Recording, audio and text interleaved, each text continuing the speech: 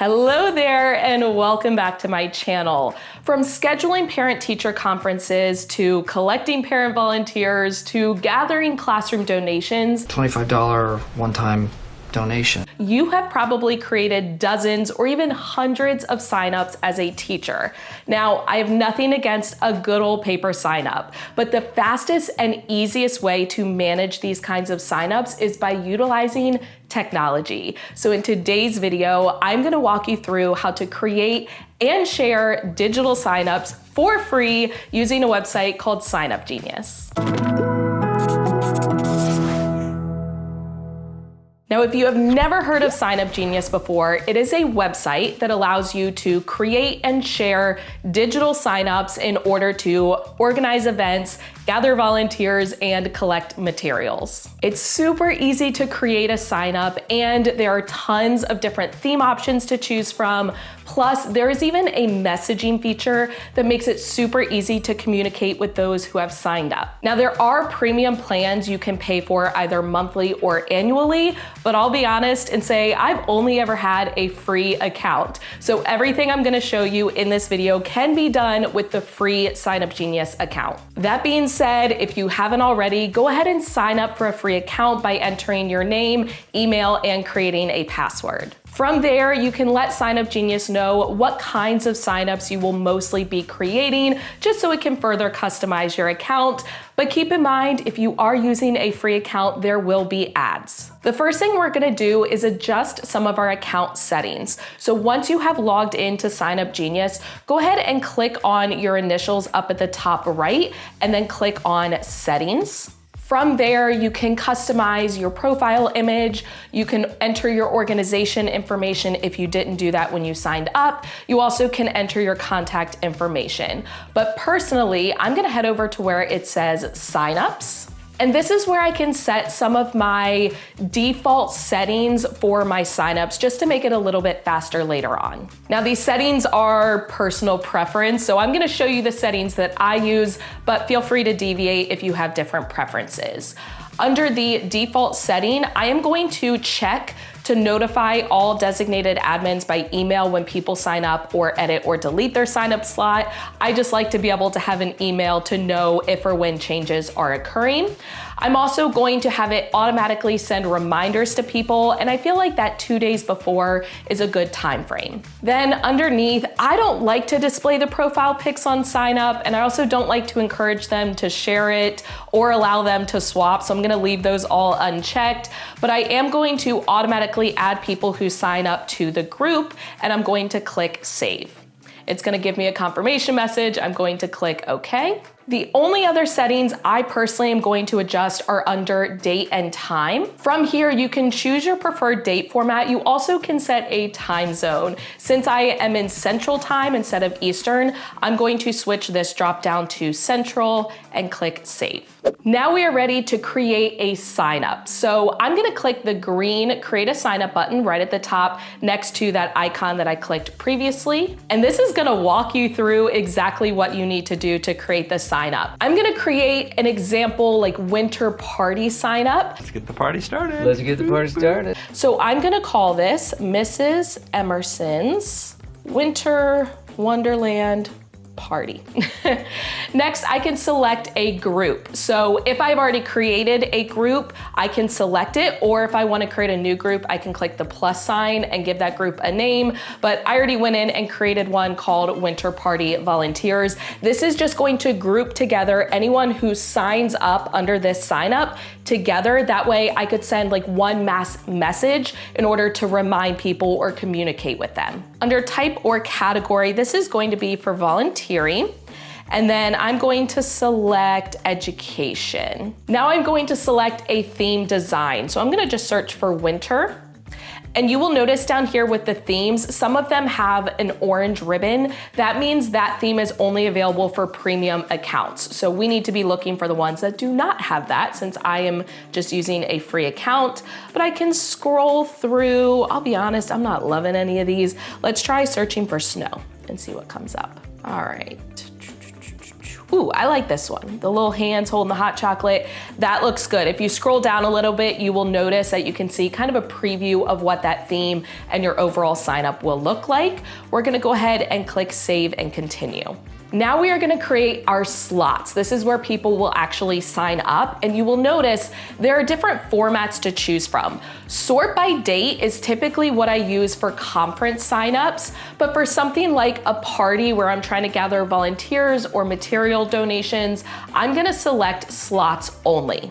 The next thing I'm gonna do is create a cutoff date for the sign up. So I'm gonna click on the little calendar icon, and let's say this party is happening on December 22nd. I might wanna cut off the sign up on December 20th. That way I have extra time to go out and maybe gather anything that wasn't signed up for. Now I'm going to start adding in my slots. So I'm gonna click the add slots button. Ooh, anytizers, that sounds good. I'm going to give this slot a title. So for example, let's do party setup volunteer. And if I want to, I can put an additional comment. So maybe if I wanted to like outline what all that includes, I could. And maybe I want 2 volunteers. I don't need to collect money. So I can click save and add another. That's going to put that slot onto my sign up and then prompt me to add another one. Next, maybe I need volunteers to actually run stations at the party. So I might title this one Party Station Help Volunteer.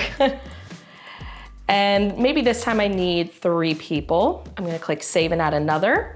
Maybe now I wanna create some slots for donation. So I might even title this donation, and then I could put the different items that I need for the party. So maybe 24 paper plates, and I just need 1.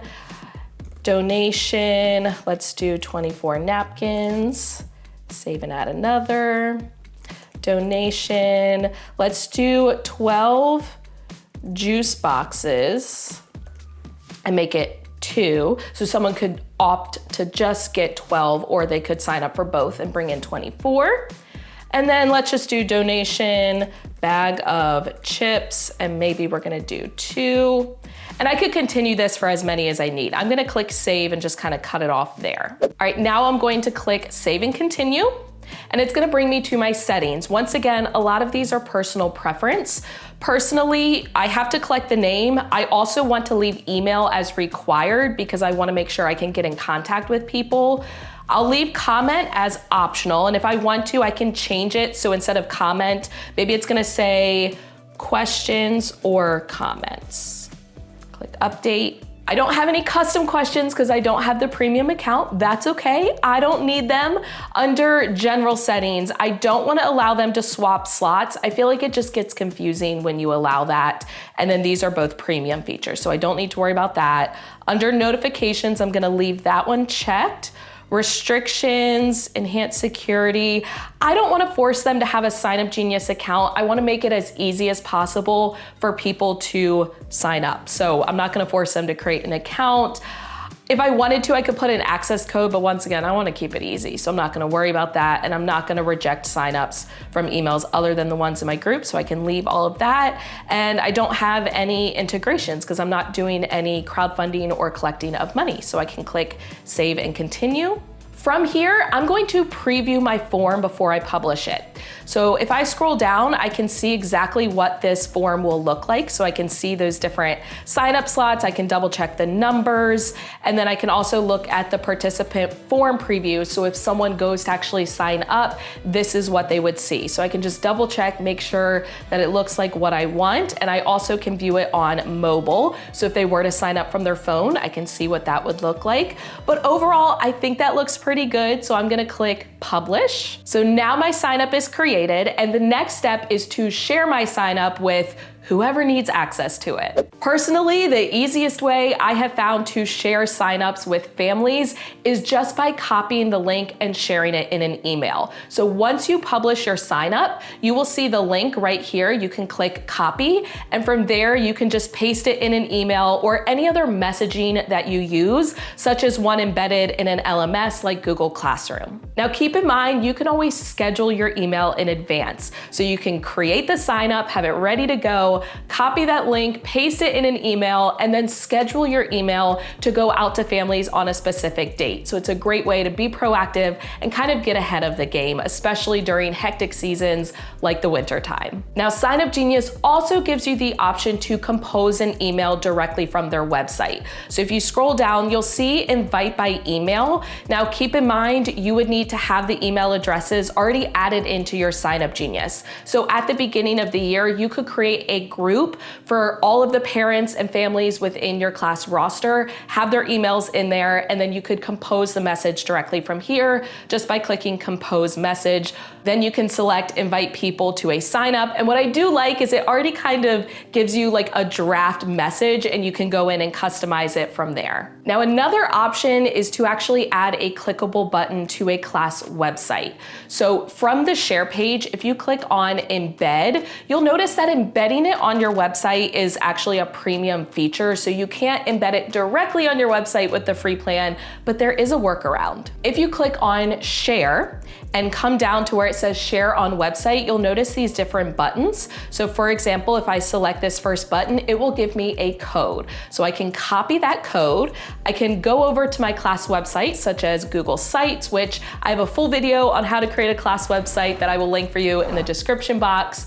But I can actually click on embed. I can go to embedded code, paste the code that I copied from Sign Up Genius, click next, and then I can insert in that button on my website. And I can resize it from here, but that's kind of a quick workaround that you can use if you do want to have it posted on your class website. The next thing I want to go over is how to edit your sign up. So let's say you've created a sign up but need to make some changes.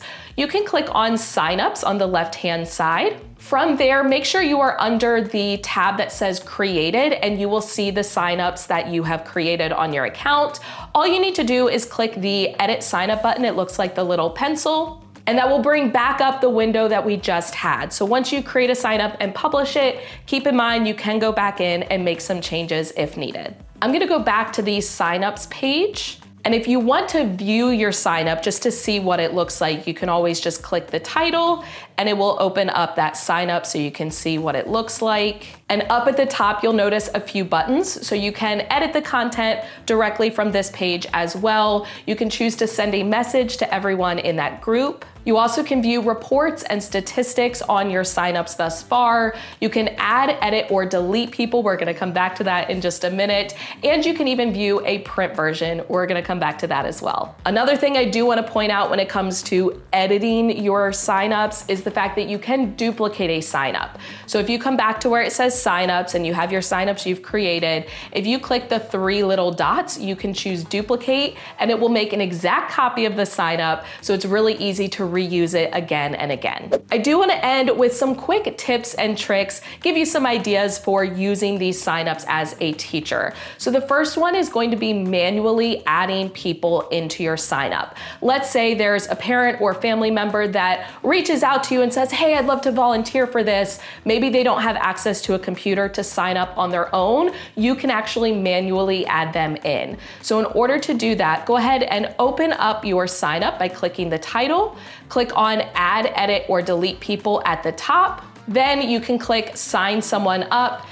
And you can either select them from your group if you pre-entered everyone at the beginning of the year, or you can click add new person, manually enter their name and email, and add them to your sign up. The next tip is to customize time slots for conferences. So I'm gonna show you another example sign up and how you can go in and manipulate those sign up slots in order to match the times that you want. Let's say you have parent-teacher conferences that go all day, but you wanna block off times for breaks or even your lunch hour.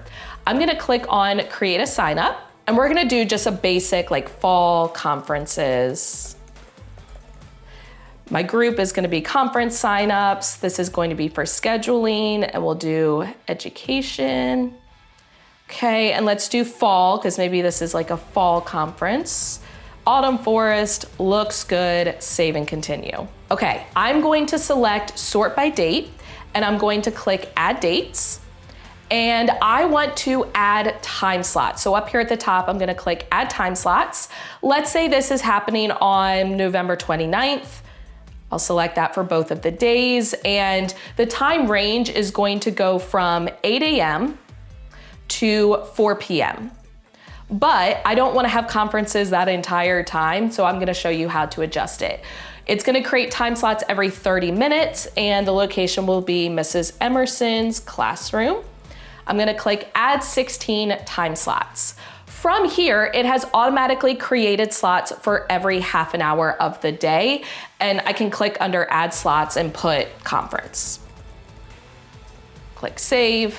Okay, so now I can go in and manually delete the ones I don't want. So for example, maybe from 12 to 1 is going to be my lunch hour. I can click on the X, click Yes, Delete Date, and it will get rid of that time slot. So I can do the same thing for 12:30 to 1, delete, and there we go. Maybe I wanna also add in some buffer time in the morning. We know conferences tend to kind of run over. So maybe from 10 to 10:30, I'm gonna block off that time. That way it will allow me to kind of get caught up with my conferences. So you can go in and manually delete any times that you don't want to show up on your sign up. The next tip is to send reminder messages to individuals who sign up. We all know how crazy things can get and people tend to forget. It's okay. Dwight, you forgot your bumper. We have the messaging service within Sign Up Genius to help us overcome that.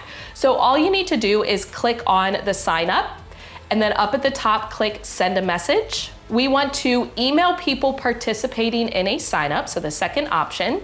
From there, we can have the link already set for that sign up, just as a reminder so they know what sign up you're referring to.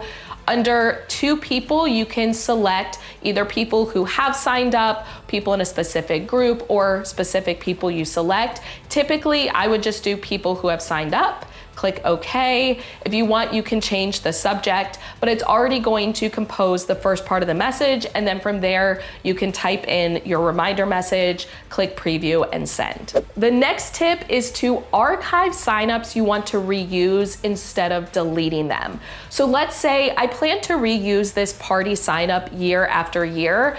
After I have used it 1 year, I don't want to delete it, because if I delete it, then I no longer have access to it. Instead, I want to archive the sign up. So in order to do that, we're just gonna click the 3 dots next to that sign up and click archive. You will notice it's gonna give me an error message because this sign up hasn't passed yet. I set it for a date that is in the future, but once that date has passed, you will have the option to archive the sign up. Now you can always go in and view any signups you have archived or deleted by clicking archived and deleted right here. From there, you can see your archived signups and be able to duplicate them and make copies.